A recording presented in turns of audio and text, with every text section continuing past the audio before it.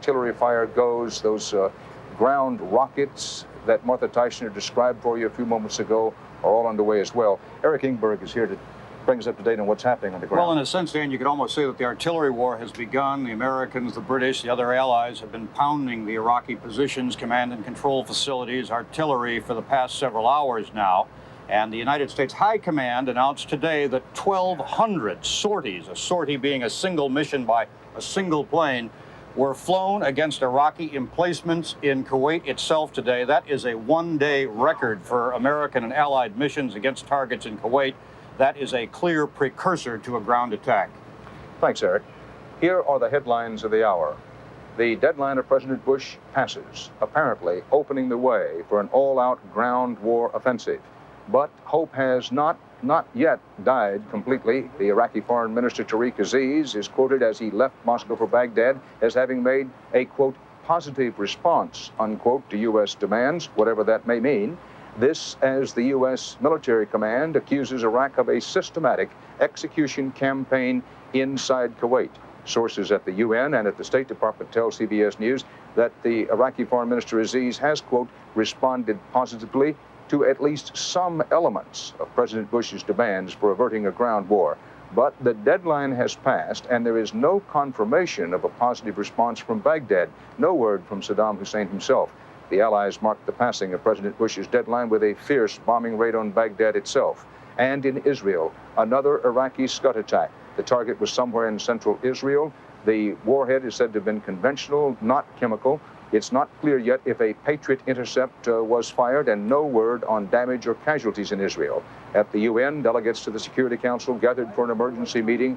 They went into that emergency meeting. Kuwait's UN ambassador, for one, seemed satisfied with the day's events.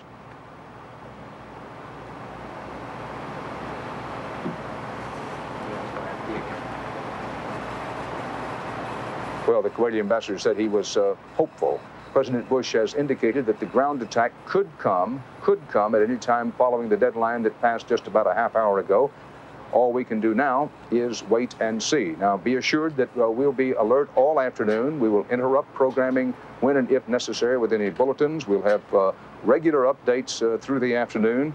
We'll have the regular Saturday news at the regular time on these CBS stations. And then, please note, a CBS News special report at 8 p.m. tonight, Eastern Time. That'll be 7 Central. Until then, live from Saudi Arabia, Dan Rather.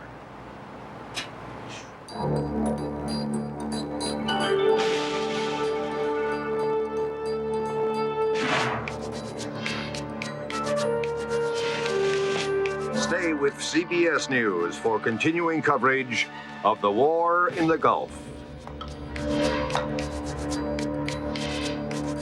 This is CBS. Attack aircraft and then interspersed with transports headed north toward the front with resupplies of such things as ammunition. Let's go to the Defense Department for an update from David Martin. David? Dan, the soundbite that you just ran from Defense Secretary Cheney saying that the absolute final decision wasn't made until after the expiration of the noon deadline, I think we probably need to expand on that a little bit, because the chronology that is now available to us makes it clear that this night and 8 p.m. were picked several days ago as H hour. And it has been the plan for some time now to start the ground offensive at 8 p.m. tonight.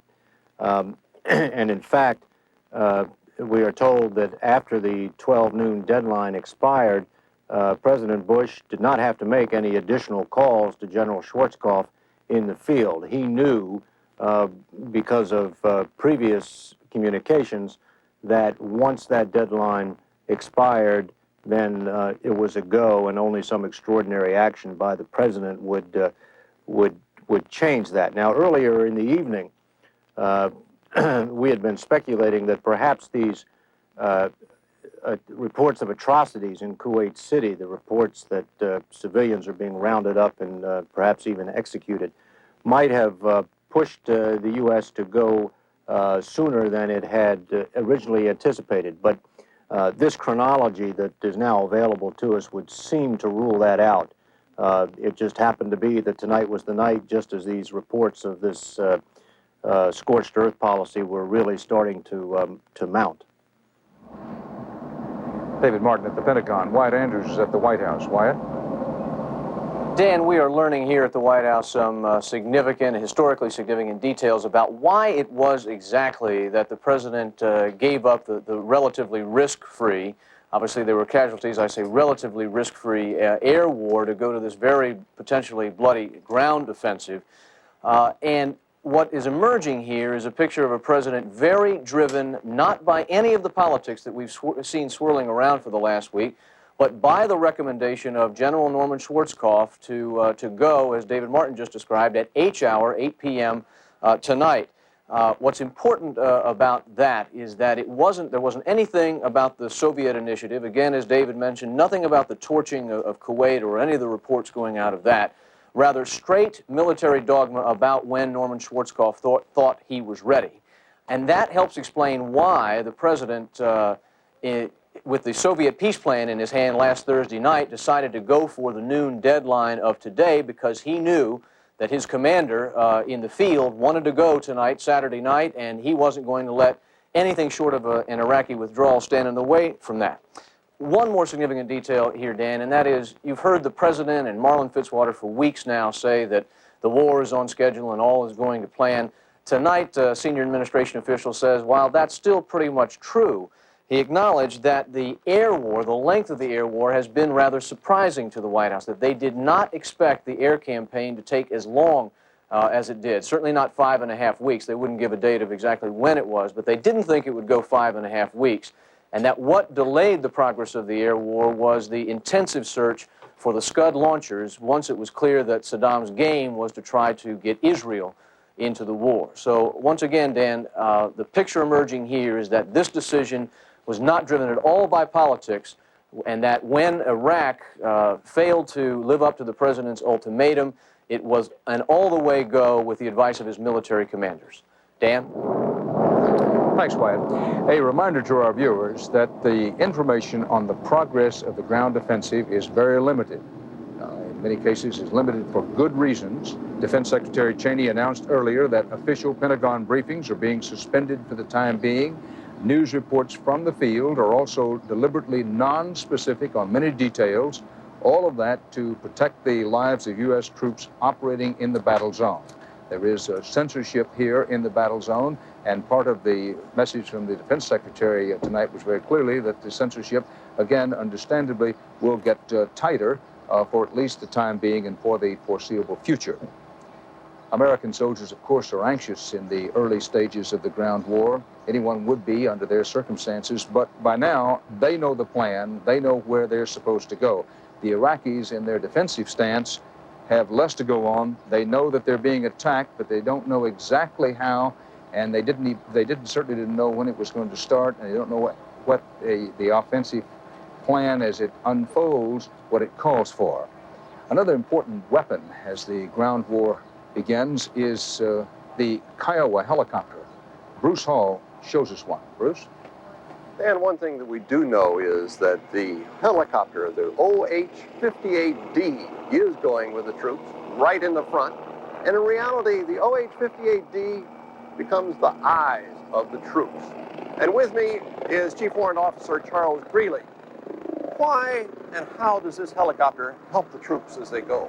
Well, Bruce, the way it helps troops is up here on top we've got an MMS process, or MMS, and it's like a periscope. And what it does is it allows you to be defecated or hidden from the ground like a sand dune or a sand trap, and you can look and see the enemy without being detected. At nighttime, we have a thermal imaging sight system, and it allows you to see during the night, and also during the daytime we have a TV. Along with that, we have a laser that helps guide smart bombs into prime targets. We have helicopter practice, which is going on right next to us now, and then people may be able to hear that. But this helicopter really then can just sort of hover behind these berms that we've been hearing about, peer over them and take a look at the troops and give advance warning to the ground troops, right? Yes, sir, Bruce, it sure can. And it allows you to go ahead and look at the enemy at nighttime without being detected. And that's the most important thing for our survivability at nighttime, is to be so we cannot be detected during the night and day. Well, for some people who see this, it almost looks like a traffic helicopter, but it certainly is not. It is a helicopter with a lot of high-tech equipment. Tell us about what some of this is used for. A lot of this equipment in here is basically for it's a processors back here, just like you would have on your home computer. And all the processors are back in here and allows the pilot to access through a screen up front in the cockpit. It's all computer generated and allows us to use our inertia nav system in there, and also lets us look through pictures as far as the MMS is concerned, and also... it's a very high-tech operation. Yes, sir, it sure is, Bruce. Okay, what we have here then from this particular helicopter, which by the way carries no armament, so no weapons, they just act as the eyes of the advancing Army. Dan? Bruce Hall, thanks. Our CBS News coverage of the ground war offensive underway in the Gulf will continue after these messages.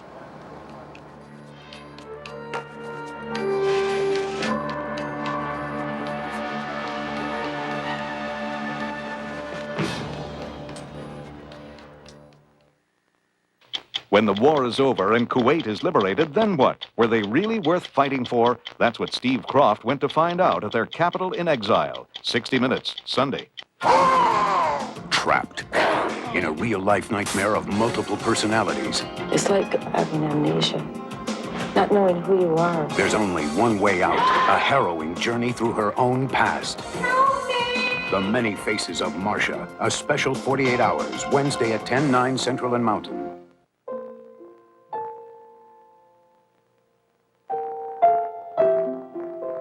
There are 9 symptoms of leukemia. And one very good reason we're pointing them out. Because with an early diagnosis, your chances for survival have never been better. Check with your doctor about persistent signs. The Leukemia Society of America. We're gaining every moment. Hello, I'm Edward Woodward. Fortunately, for most of us, childhood... Talk about my diet. Live from Saudi Arabia, our coverage of a desert ground war which involves in one way or another an estimated 1 million fighting men and women continues now with Bob Schieffer in New York talking about with our military consultants. Bob? Dan, one of the interesting things we were talking about here in New York as we heard that report from Wyatt Andrews was the revelation that the air war took longer than officials believed. And General Bob Wagner, former tank commander, is here with us. General, why would that be? Why would the air war take longer? I sort of divide the air war into 2 parts. The first part was eliminating his command and control, air defense capacity, and his air force, and also major installations in Iraq. We did that with great facility. There's enormous difference between targeting that kind of array and taking out a field army which is dispersed, dug in, and ensconced in armored vehicles. Does that lead you to believe that there's still a good-sized fighting force up there? I believe there is a good-sized fighting force. In fact, the numbers boggle the minds. They have over 4,000 tanks. Our major missile system is the Maverick missile. So you have 4,000 direct hits on his armor, or 2,000 direct hits to take out 50% of his armor. I believe that a lot of armor is left.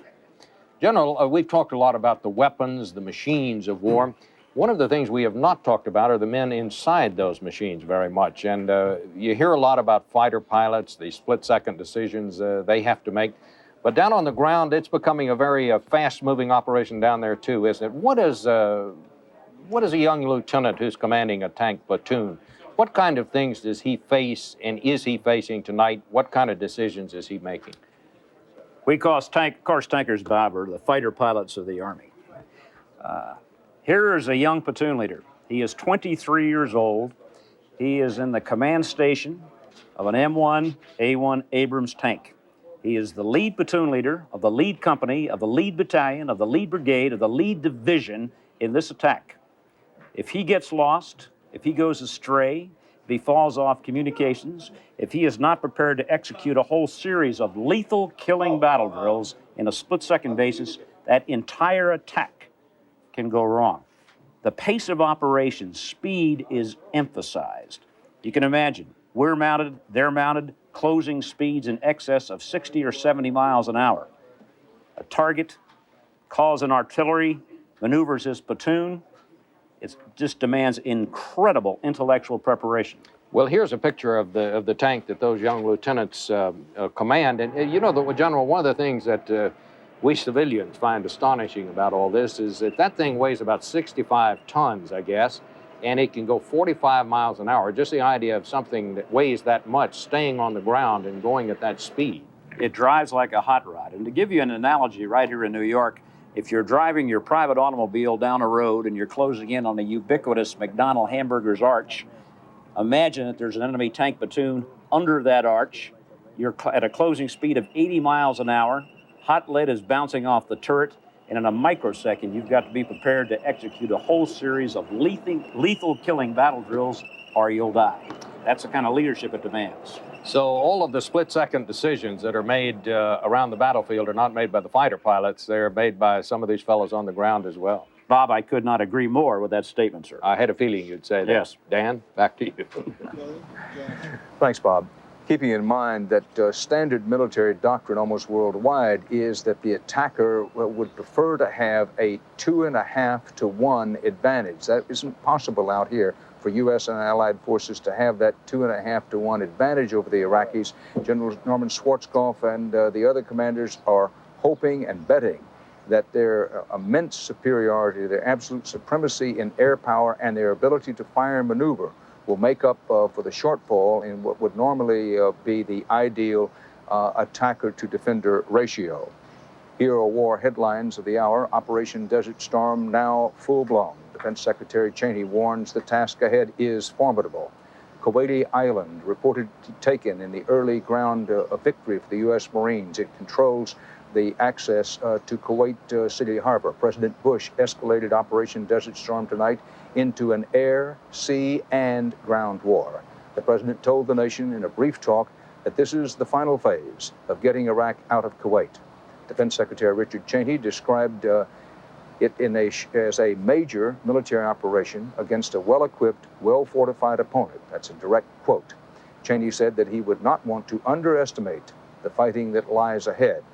In early action, tanks rolled into Kuwait, and a Marine amphibious effort was maneuvering just off of Kuwait. This was after the Marines captured that key island, Falka Island, and in what is seen as an early military victory, Allied forces reportedly captured the small island of Pelaka, commanding the sea approaches to Kuwait City.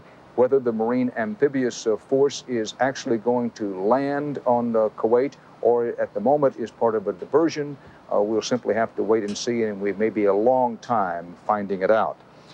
The offense that has been launched by the United States, spring-loaded for so very long, now the trigger pulled on it, is a combination of the old and the new. Eric Ingberg is here with a description of part of the old.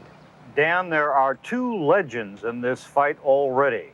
Two battleships, the Missouri and the Wisconsin, have been involved in shelling positions in Kuwait for at least 4 weeks. And according to CBS newsman Bob McEwen, who reported to us a short time ago from just a mile short of the Kuwait-Saudi Arabian border, one of those battleships is again pounding those positions where the Iraqi troops are dug in Kuwait. Now, the Missouri and the Wisconsin are both about 50 years old. They're World War II vintage ships. We have some file pictures that were taken earlier in the war of them firing both in the daytime and at night. These ships can have just incredible firepower, Dan. They fire 16-inch shells. Each of those shells weighs 1,900 pounds, which is about the weight of a small car. And one of the advantages of a battleship, of course, and here's firing at night, I believe this is by the Missouri in an earlier action in the war, is that a battleship, unlike an airplane, can stay on station 24 hours. It doesn't have to come back to refuel. It doesn't have to worry about weather conditions.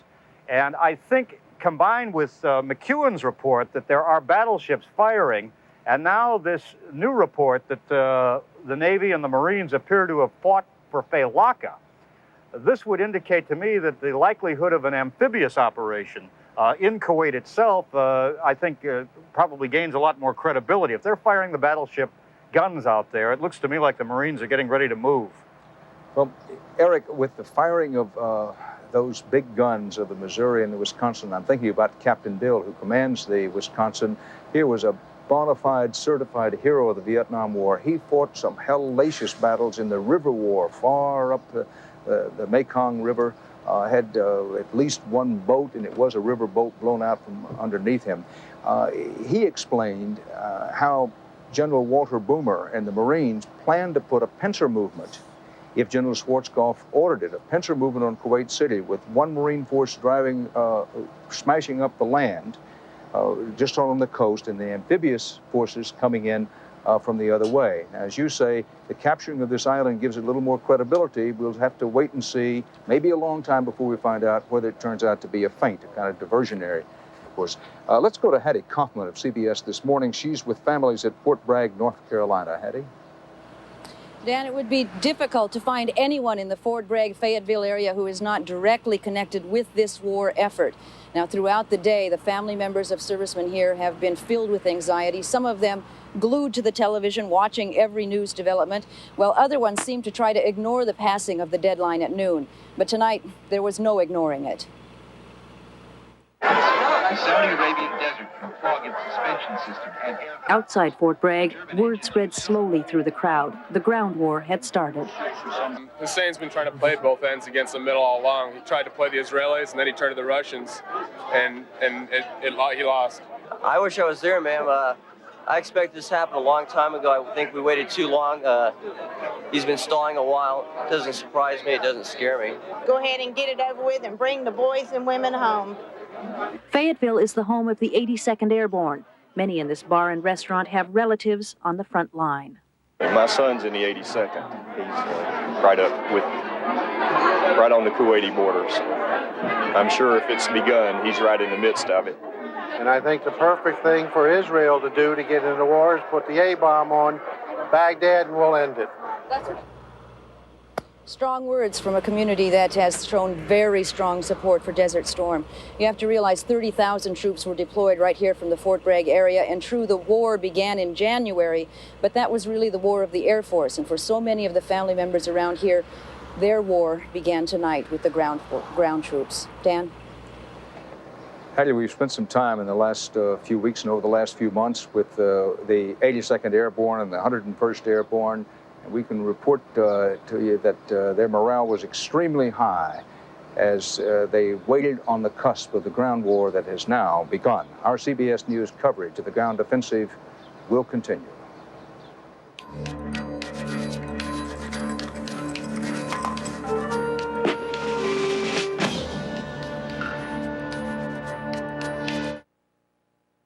Now you can try America's most popular $15 Love Line with the first minute free. Meet someone special free on the Love Line. Dial 1-900-463-FREE. It's the Sweetheart Line where lovers meet. Try it free. Dial 1-900-463-FREE. America's Love Line. You've seen it in newspapers, magazines, on TV. Now catch the excitement. Try it free. Dial 1-900-463-FREE. That's 1-900-463-3733. Now you can try America's most popular $15 Love Line with the first minute free. Adults only, please.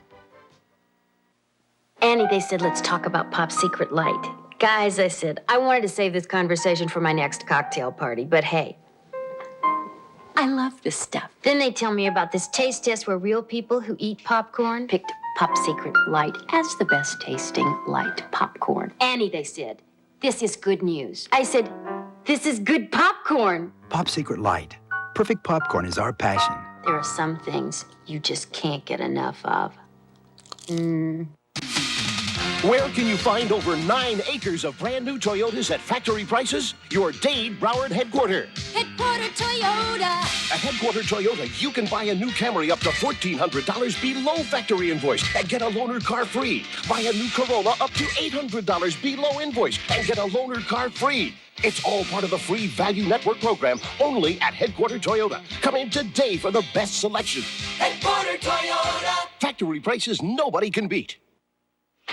This is really weird. I have to shampoo a lot, and every time I do, my hair gets wet, but then my scalp gets dry, tight, and itchy. The more I shampoo, the drier it can get. Now, I can't stop shampooing, but I can use this. Dry scalp shampoo from Head & Shoulders. Made a different way, so it doesn't dry out your scalp like those other guys can. Try Head & Shoulders Dry Scalp Shampoo and help wipe out dry scalp. Someday, real estate transactions may be as simple as pushing a button, but until then, real estate sales are best accomplished by those who have the experience it takes to market your property. RE/MAX sales associates across North America average nearly 10 years of real estate experience. That's why in today's world, RE/MAX associates make more sales. So until there's a better way, push the buttons that put you in touch with RE/MAX.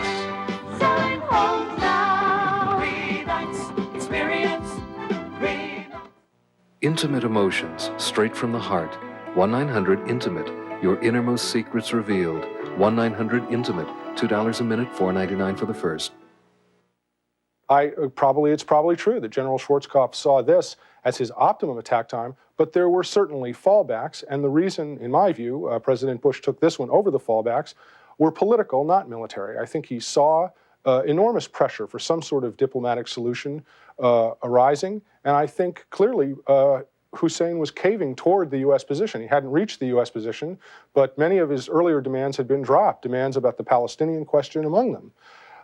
I think, to put it sort of bluntly, I think they were afraid that peace might break out, and they didn't want that. They want to crush Hussein, they want to crush the Presidential Guard, and they want a change in the political complexion of Iraq. And that could not be brought about by diplomatic means alone. You make a good point that the Presidential Guard, the so-called Republican Guard, is not in Kuwait.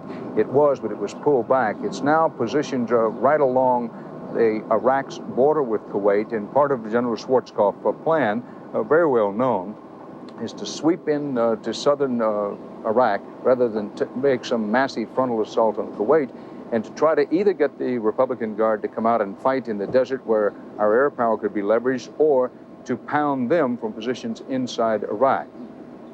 Yeah, absolutely. I think the most elegant attack, as it were, would be a very large envelopment, even to positions north of the Presidential Guard, and then come crushing down on them from above. Obviously, that represents a bigger logistical problem than attacks that take a more direct course against the Presidential Guard, and it remains unclear which of those is the preferred approach at this point. But they are the main event. They're the main target. Among other things, I would add that if they could be destroyed, it might not be necessary to use amphibious forces in Kuwait City at all. That would be a very bloody campaign and should probably be avoided. It would be door-to-door combat. Our air power couldn't be brought to bear. Tanks can't really operate in the city. And my suspicion is they'd rather not do that. They'd rather choke the city off, crush the Presidential Guard, and tell the forces in the city, it's game over, surrender. Thank you very much. We're going to go quickly now to Susan Spencer in Riyadh at Central Command Headquarters. Susan, we just have a few seconds. What about the information flow? Well, we were talking about the restrictions earlier. We have now found out that there's going to be a 48-hour news blackout, that at least in the case of the Army, all combat footage will come here to Riyadh, where the Central Command will screen it and then release it. So, in fact, it could be up to 3 days before the public actually sees any of this war, Dan. The other thing is that the French have decided that they're not going to be bound by this. They're going to hold a press conference in about 4 hours, and I suspect it will be very heavily attended. Susan Spencer in Riyadh, thank you very much. We'll be back after a word from our local stations now. The situation at the moment is the ground war offensive is well underway. It may take as much as another 36 to 48 hours for all elements of it to develop. And with the news blackout on, it may, as Susan Spencer pointed out, be days before we know actually what is happening.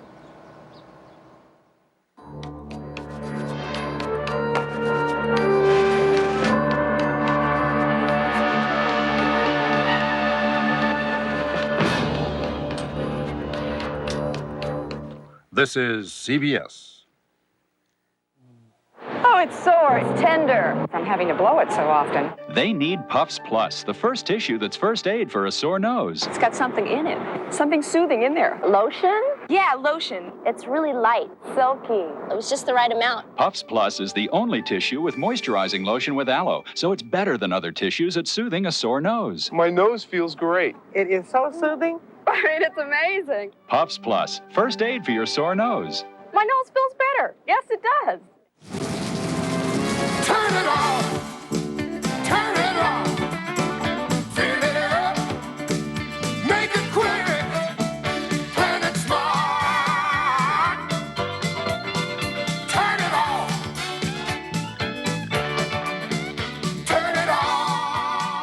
Water is the lifeblood of Florida. Don't bleed us dry. Turn it off! Call for your free How to Turn It Off brochure. This is Channel 6, Miami, Fort Lauderdale.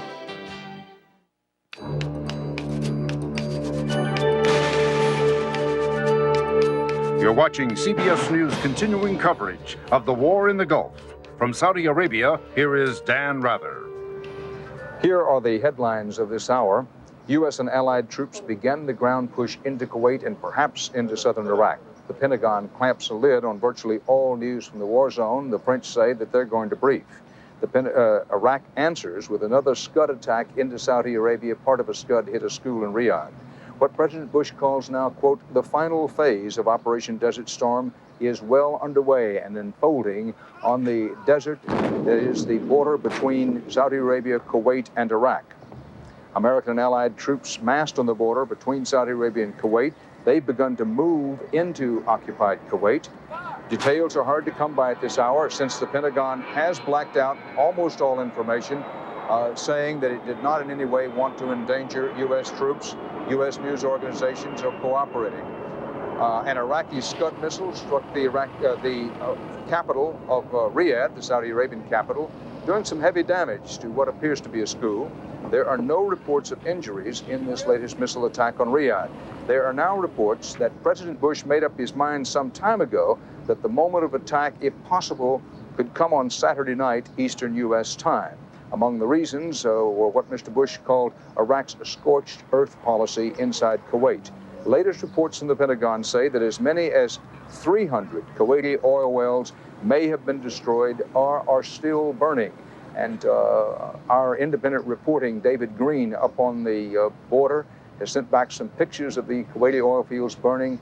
Bob McEwen, who reached us by telephone as the ground war offensive began unfolding up there, reported the ground was shaking underneath him as artillery and the big guns of the battleships offshore pounded the border area. He also could see the bellowing smoke from the oil wells set aflame. Doug Tennell is in Amman, Jordan, monitoring Radio Baghdad. Doug, what are you hearing there? Dan, we've just had first word from Radio Baghdad that the ground offensive is underway. The Iraqi radio has finally told Iraqis of what's beginning to happen. In a communique that interrupted their regular programming, a voice was heard to say the following, and I quote, "Dear brave fighters, you are now entering the mother of battles," using the phrase that Iraq has used to describe this war from the very beginning, but it seems to have taken on some new urgency. The communique said, You shall continue your strikes against, quote, the enemies of mankind. Iraqi men, it said, are not the type to make concessions. The radio broadcast also said that Iraq has been prepared for a day like this, a day never witnessed in history for a long time. The communique also said that tell the enemy with your weapons, you shall fight with the simplest weapons against the most destructive. So we finally have from Baghdad Radio first word that the ground offensive is underway, Dan. Thanks, Doug. David Martin is at the Pentagon. David? Dan, just a short while ago, you and Eric Engberg were talking about the seizure of this island called Failaka Island at the mouth to Kuwait Harbor. And I guess this is typical of the kind of confusion we're going to have in the coming days during this news blackout when no official information is available. My information is that this island was actually seized, or a good portion of it was actually seized on Friday. And that was again confirmed to me as early as Saturday morning. Yet now the Kuwaiti news agency is reporting the seizure of that island as if it had just been taken. So we have conflicting reports here that vary a span of 2 days over exactly when that island was taken. And I think that is the kind of stuff we're going to have during these next 48 hours.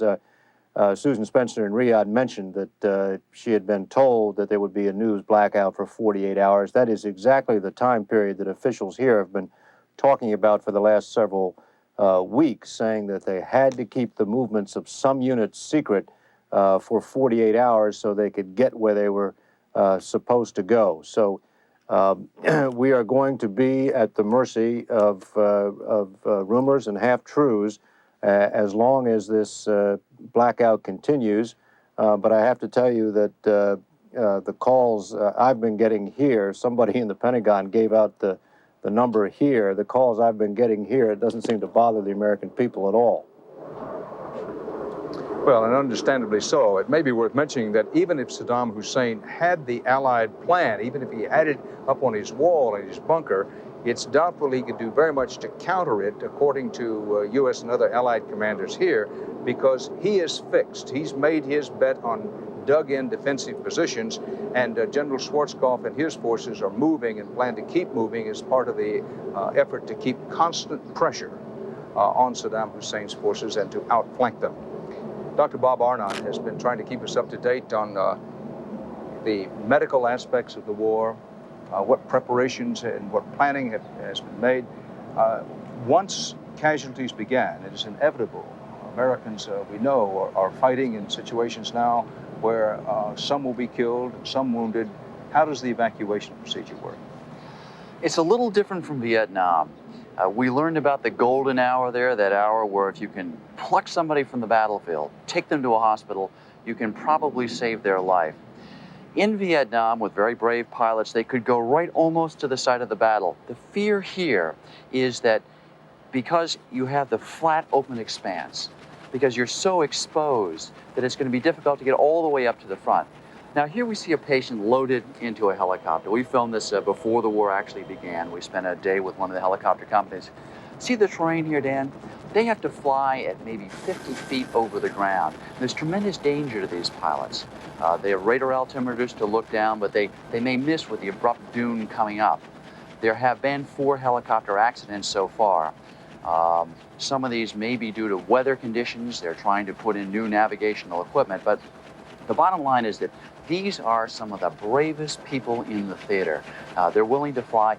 And I found out the other day that they're going out there at 16 feet over the desert because there's missile lock at 16 feet. They'll actually go down to 4 feet to try and get out of it. So you can imagine 100 miles an hour over the desert, terrain you can't see, flying at night, trying to save lives.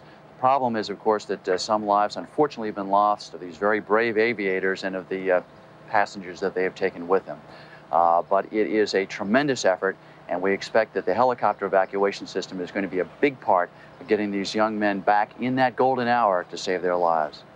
Thanks, Dr. Bob Arnott. As helicopters are an integral part of the attack, the Iraqis, remember, are in fixed defense positions, and even if they had our campaign plan, they couldn't do much to change the course of events. They can only guess, as we did earlier, about the way the campaign might unfold. And indeed, U.S. military sources have been putting out a lot of information about the campaign, how it could unfold as part of their campaign to, 1, convince Saddam Hussein what a powerful force he's facing, and 2, to keep him guessing. Of course, only General Norman Schwarzkopf and his top staff knows for sure which way the great Allied ground offensive is going to unfold in coming hours. Let's go now to Esme Murphy of WCCO TV, who's with a support group of families for servicemen. Esme? Well, Dan, this small apartment in Eden Prairie, Minnesota has become something of a command center of sorts for the families and loved ones of 4 servicemen in the Gulf. Danette Lehman is with us now. Her husband is a combat engineer with the Army. Danette, I know you're concerned that your husband is on the front lines. What are your thoughts right now? I'm scared for him, and I hope he does a good job. They should have went in, and I believe in what they're doing. And I just pray that they all make it out safe. Thank you, Danette. Julie Steen's husband, Kevin, is an artilleryman with the Army in Saudi Arabia. What are your thoughts right now? Relief and fear and just ready to go in, get it done, and come home. There was a lot of talk with the Soviet initiatives and also last-minute flurries at the United Nations that possibly there could be some more negotiations, yet we went ahead with the ground war. What are your thoughts about that? Should we have waited or should we have gone ahead with the ground war? No, they absolutely did the right thing. They were stalling for time. They scudded Saudi and Israel. They gave up their right to the 12 o'clock time. They were messing with us. They went in, they did it, and they got it done. Okay, thank you, Julie. Okay, thank you, Julie. And Christina Grotberg's husband is with the Marine Corps in Saudi Arabia. With her also is Mark Grotberg, who's only 2 months old. He was not even alive when his husband, when his father left for Saudi Arabia. Christina, what are your thoughts right now? Well, we're in shock. what happened, but we know we knew it was going to happen. We're behind our husbands 100%, and we're scared, but yet we... Tanks, I guess. That's right, 2,000 tanks, 2,000 M1A1 Abrams tanks. And those flat top vehicles there, what are those, General? Those are scissor bridges, AVLBs, that will take us over these tank obstacles that we hope we don't face. And these are some very difficult obstacles for a tank to overcome. I think the first one we're going to see on this animation as the camera moves across the desert floor here is what we've come to know as a berm, this piled up sand. Now, General, I want to ask you, when we're all little boys playing with tanks in the sand pile, the tank goes over a pile of sand like that. Why do you want to go through that rather than over it? Because when you play that game, Bob, you have a weak underbelly. And that round can take you out. So that's when a tank is most vulnerable. That's when right. It's up and it going also over. slows up that momentum I was talking about. Now, here is another of the obstacles. These are these huge ditches, sometimes filled with oil, we're told, that can be set afire. As the tank goes past that, then comes the barbed wire. Is that a problem for a tank to go through? Barbed wire is not much of a problem, but usually in that barbed wire you'll have a lot of anti-tank mines. And that's what we And saw. that's what you have next. And then, of course, you run into the major positions. But this kind of position, you would divide your task force into 3 teams. You have a breaching team, fundamentally engineers, dismounted probably to go in and detonate this. Then you have your support team, direct fire, tanks backed up, firing at the enemy, indirect fire and air going in, and then your assault team. So when they effect a penetration, you zoom through at flank speed to get through as soon as possible. But the best thing to do is get around these things and force them to pull out. Now, what we're seeing here is, of course, the prize, and this is where the enemy forces are concentrated. Back in here, they have their artillery. We're told that in this network of ditches and bunkers, some of them are concrete reinforced. Once you get there, what do? You just charge in with the tanks, General? Once you effect a penetration, you charge in. The thing that we can do at speeds is fire as accurately as we can as a move. So mobility in a situation like that is very important. But this is sort of a Maginot Line complex. Those kinds of fortifications don't work. We will get around most of those fortifications and we will force him out of them. This is really our basic battle plan. Not very much like Vietnam. No, sir. All right. Back to you, Dan. Thanks, Bob. Quoting Britain's domestic news agency, this is a British report now. The U.S. 2nd Marine Division and the 18th Airborne Corps have both stormed over the border into eastern Kuwait.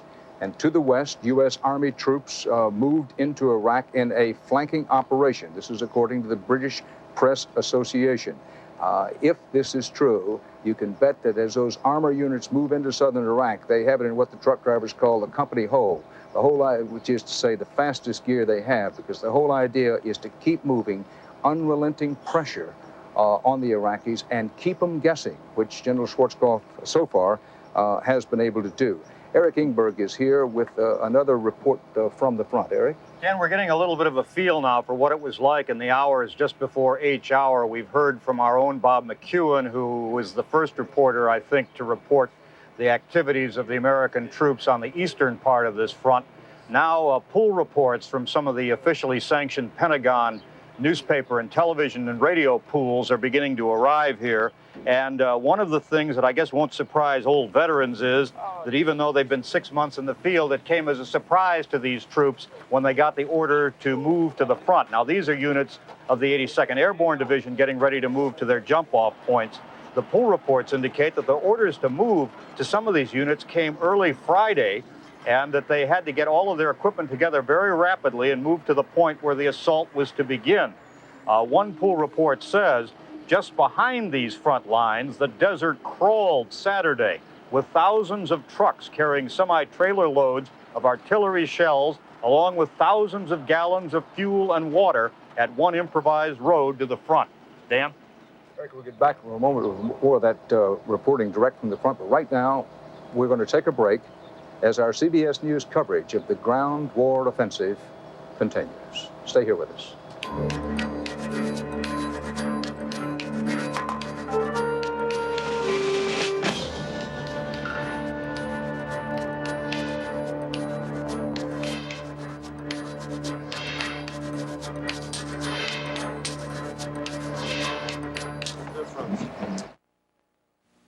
Instant results for Lotto, Fantasy 5, and Cash 3 at 976-1919. Are you the big winner? Call 976-1919 now. 50 cents.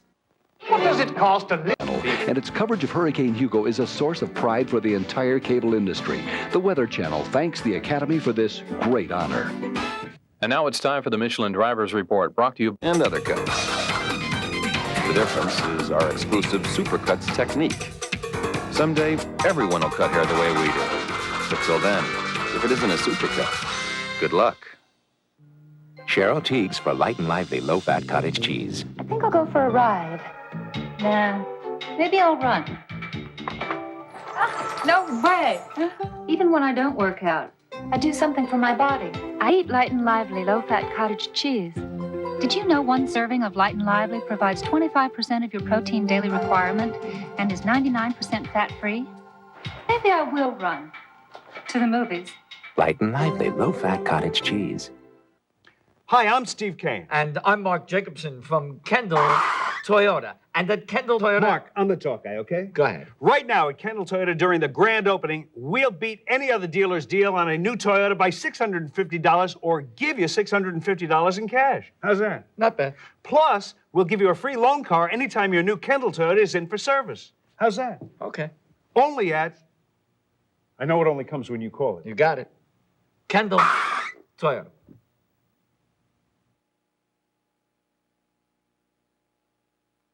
You might call always in the fog of war, fog of information. The whole point is that could we have solved this problem peacefully and diplomatically?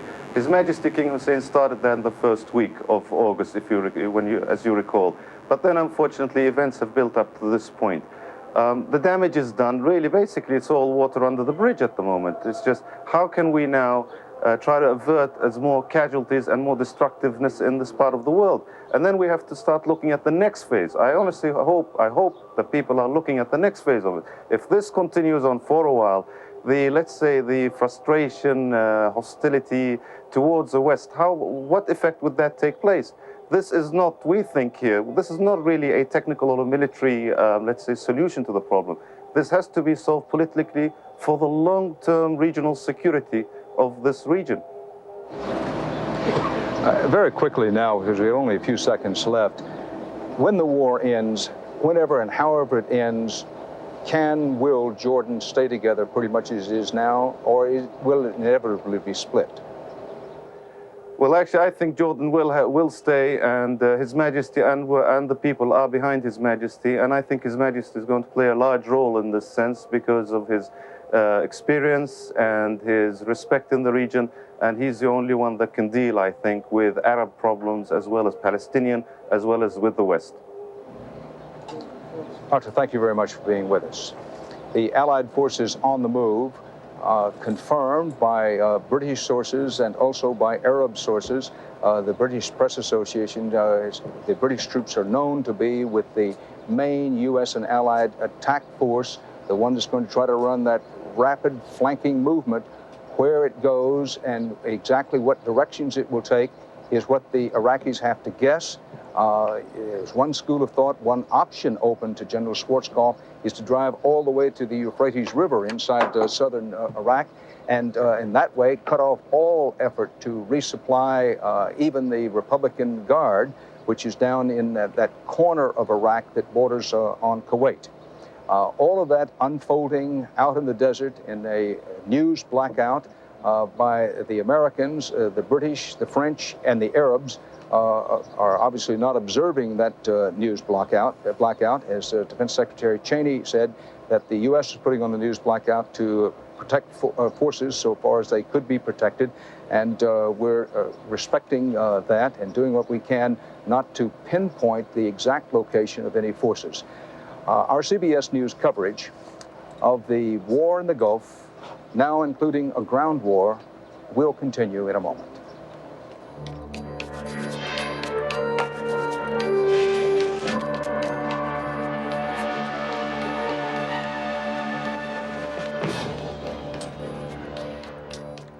Point that those are Marine forces. That was within 2 hours of the launch of the ground war. That's in the direction of Kuwait City. It was just 3 hours ago that President Bush told the American people the last phase of Operation Desert Storm has begun. Final phase.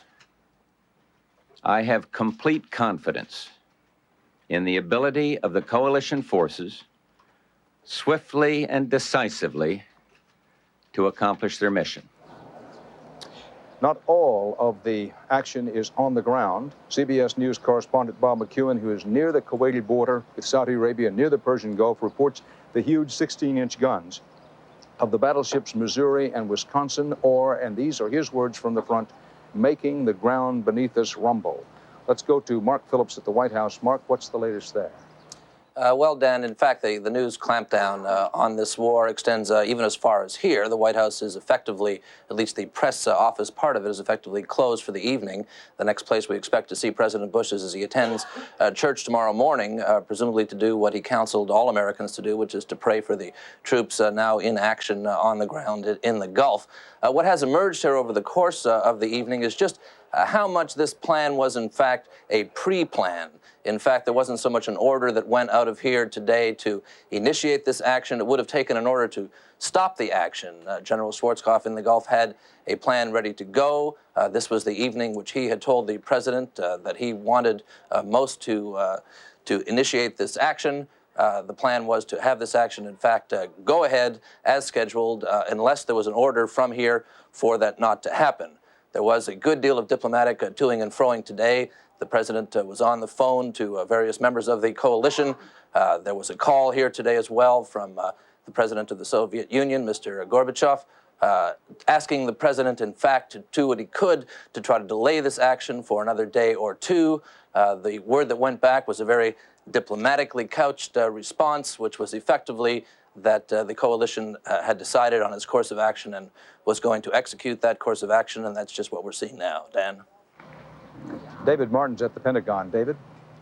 Dan, we're focusing on the ground war tonight for obvious reasons, but I think it's important to point out to people that the air war is continuing. These literally 2,500 or more combat missions that are flown every day, those are going on as well. And in fact, in the few public comments that Defense Secretary Cheney and the Chairman of the Joint Chiefs, General Colin Powell, have made about the battle plan, they talk about the ground offensive as simply a means of making the air war more effective by forcing the Iraqi army to come out of its fortifications and expose itself to airstrikes. So this is very much what the military calls a combined arms operation. And you can imagine, or perhaps we really can't imagine, what it would be like for an Iraqi soldier right now. Whatever is left of his communications is undoubtedly being jammed by American electronics. So he doesn't know what's happening, except this rain of fire is coming in on him. And he's got two choices. Sit there in his fortification and be overrun, or come out, try to move, and expose himself to even more deadly fire. It's a very cruel situation for the Iraqi army. One reason that U.S. forces, and General Schwarzkopf made this clear from the beginning, will be moving with main forces. That's the central part of the battle now, but also we're using deep forces put in deep into Iraq. Where is for Saddam Hussein to guess? But that's part of what the 82nd Airborne and the 101st Airborne are about. When General Schwarzkopf decides to do it and where he decides to do it, to be part of the deep attack, which will be out front of the main force attack. Let's talk about how Iraq may fight the war. Bob Schieffer has prepared this report. To give us a better understanding of this desert warfare and just what it entails, joining us our military consultant, retired Marine General George Crist. General Crist, first give us a brief overview of the battle area. Bob, these red lines that you see on the map represent 170 miles of Iraqi fortifications and trenches, some 30 miles deep. Now, each one of these red lines looks very, very much like the model that we have here in front of us. So let's talk about that. This sand piled up, what we've come to know as the berms, these are the Iraqi tanks behind it. Then what's in front? Well, right here, of course, are the final protection. In fact, they live in bunkers inside these sand berms. In front, protecting them, are extensive minefields with wire. Beyond that, an anti-tank ditch to keep the tanks from getting down to them. And beyond that, another large sand pile, or berm as we call it, which is designed, again, to keep the infantry and the tanks from being able to come straight in. Now, to give us an even better picture of this, we have some rare film taken during the Iran-Iraq War. Bob, these are pictures shot during the Iran-Iraq War, and we're looking at an Iraqi tank from the Iranian side. That tank is out in the open, much the same as we're going to see their tanks out. Now, he's coming under fire. You see the artillery fire. Here goes an RPG shooting at him, and he's going to try to hide. And he's going behind one of those sand berms that we're talking about that they, too, will use to protect their tank from our fire. And now he's completely hidden, as you can see. We can't get a shot at him. Now, General, you talked about sometimes the Iraqi soldiers actually live in these berms. We have some photos of that now. Let's look at that. Hey, Bob, here you are. Very clearly in the background, you can see the big sand berm. And built into them are the... Allied forces are said to be advancing rapidly northward into Kuwait and Iraq. In one early victory, it's reported an island commanding the approach to Kuwait City was taken. Hundreds of Iraqi troops were captured there by U.S. Marines. President Bush says that he has ordered the military to use, and I quote now, all forces available to what he calls eject the Iraqi army from Kuwait. British and Arab reports, one by the British News Service, say the Allies are attacking on at least 4 fronts, including amphibious assaults on the coast of Kuwait, and that they are conducting a variety of diversions to keep the Iraqis off balance. That was part of the plan, was to keep these surprises going. Inside Kuwait, the troops head into a hellish scene, burning oil rigs, spanning the horizon, pumping dense black smoke into the sky and confusing the battleground. U.S. commanders have designed their ground offensive for a quick strike in hopes of getting a quick victory, but they warn it will not be easy. Our CBS News coverage will continue. We'll pick up in the morning. Dan Rather for CBS News. Stay with CBS News for continuing coverage of the war in the Gulf. This is CBS.